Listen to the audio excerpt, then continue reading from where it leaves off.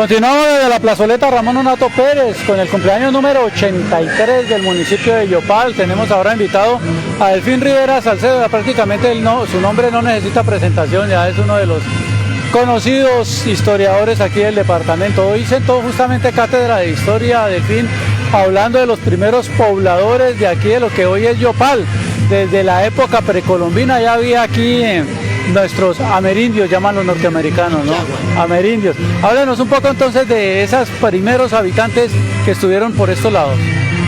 A ver, inicialmente podemos decir que desde antes de la llegada de los conquistadores europeos, aquí este valle de los Yopos estaba poblado por indígenas. Los indígenas que habitaron este valle eran los indígenas achaguas.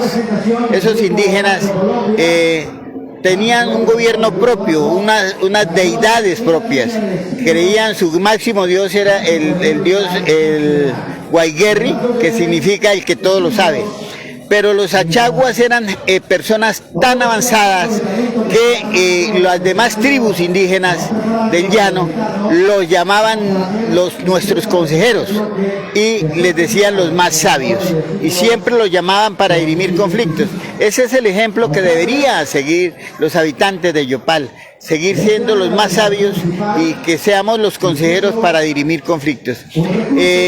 Entonces, ya un poco más avanzada, cuando en 1588 se establece la ciudad de Santiago de las Atalayas, entonces en ese se dan las tierras, estas tierras de la Upamena, se dan a el comendero Bobal Pérez Payán, pero en 1588 gobernaba aquí, entre el Cravo Sur y la quebrada de la Upamena, gobernaba el cacique Jacobe.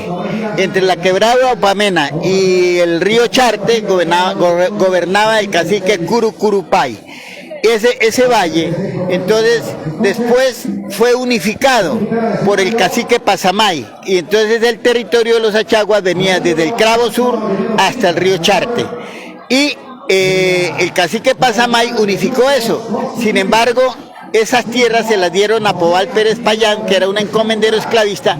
Este señor esclavizó a los indígenas achaguas, pero fue Pobal Pérez Payán quien primero libertó a los achaguas luchando contra Pobal Pérez Payán. Fue el cacique Pasamay el que libertó a los achaguas de la esclavitud que impuso Pobal Pérez Payán, el encomendero esclavista.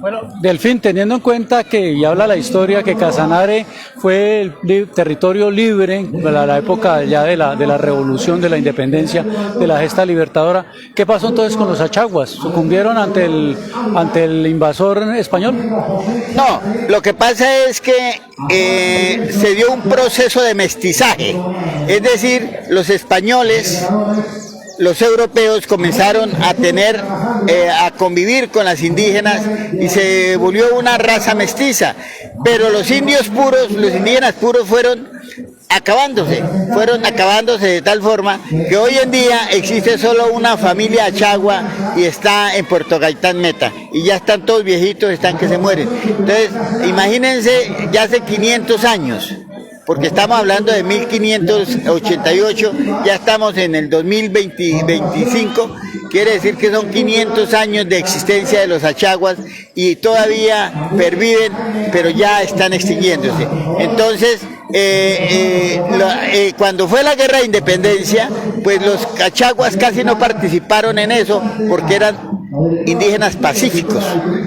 Los que participaron en la guerra de independencia fueron los indígenas chiricoas y los guajivos, que eran los indígenas guerreros que vivían sobre el Pauto, sobre el río Pauto y sobre el río Guachiría. Entonces, esos sí eran guerreros y ellos sí participaron en la guerra de independencia nacional. Delfín, habla usted, digamos, de la época precolombina, que hubo habitantes aquí de los achaguas básicamente, pero ellos tenían población ya aquí en el territorio o tenían en otro lado y venían aquí como parte, digamos, que del territorio que les pertenecía. Ellos tenían asentamientos en el Valle de los Yopos. Este era un lugar sagrado. El Valle de los Yopos era un lugar sagrado para ellos y ellos vivían acá, pero además de ellos, ellos tenían un sistema de vida nómada, es decir, que recorrían el territorio, bajaban. ¿En qué consistían? Bajaban por el río Cravo hasta la desembocadura del Meta y volvían a subir por la otra orilla del río Cravo hasta Yopal, hasta aquí, hasta el cerro.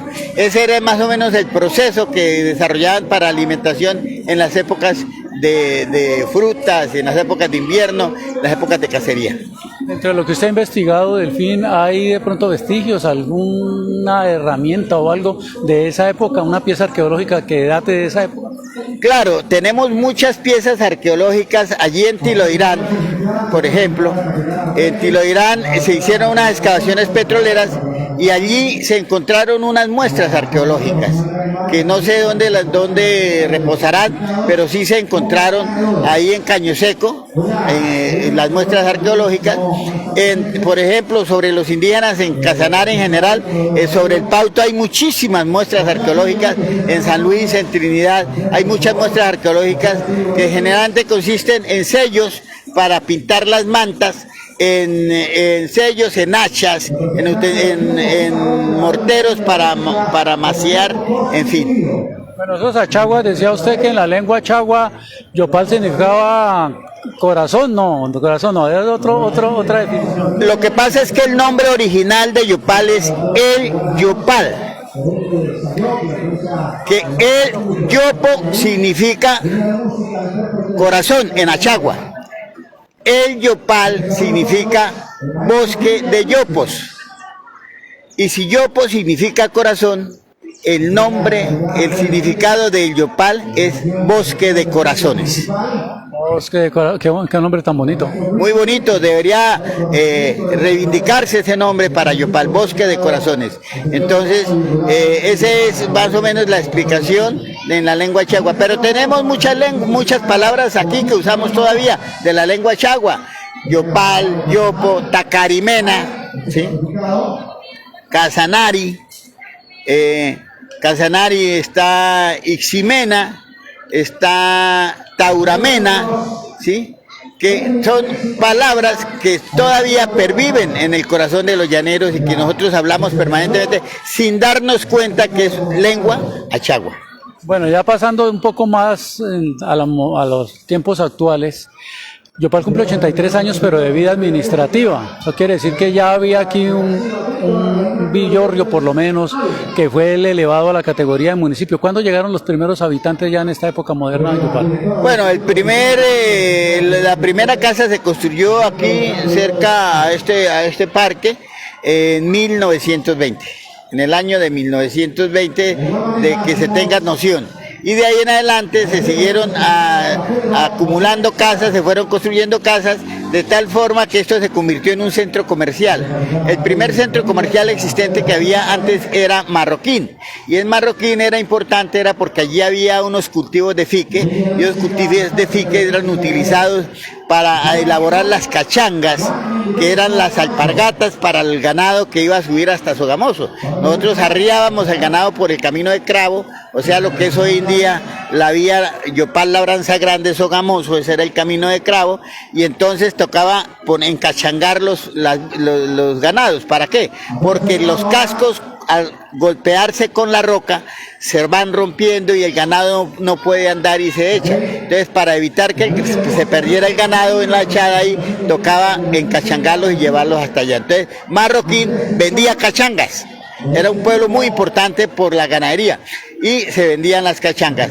Más tarde se perdió la preponderancia y se pasó para el Morro, porque en el Morro se comenzó a desarrollar un cierto comercio porque venía por el Cravo, por el camino del Cravo.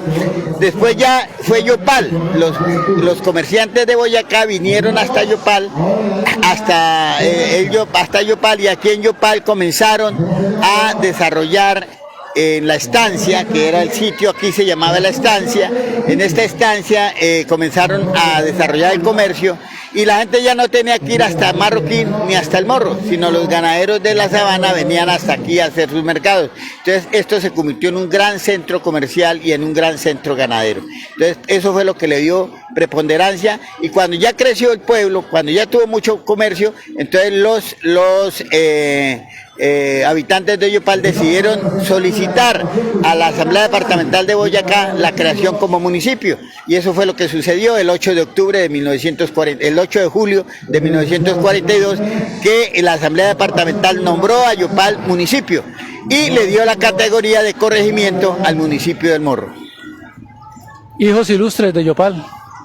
No, hijos ilustres, yo creo que nosotros deberíamos reivindicar la memoria del cacique Jacobe, del cacique Curucurupay y del cacique Pasamay. Y los fundadores, claro que a los fundadores ya se ha hecho mucha información aquí, pero lo que sí es importante, sería importantísimo que a las calles de Yopal o a algún sitio, algún edificio importante se llamara con los nombres de los indígenas fundadores del Valle de los Yopos. Con Delfín toca tomarnos un tinto, largo y tendido. Finalmente, ¿ya plasmó toda esa historia de Yopal en un libro? Sí, ya lo tengo, pero no hay patrocinio ni del gobierno municipal, ni del gobierno departamental. Sin embargo, pues estamos mirando a ver cómo podemos sacar el libro de la historia de Yopal. Buena tarde, Delfín, y muy amable. Muchas gracias a ustedes por su gentileza de entrevistarme.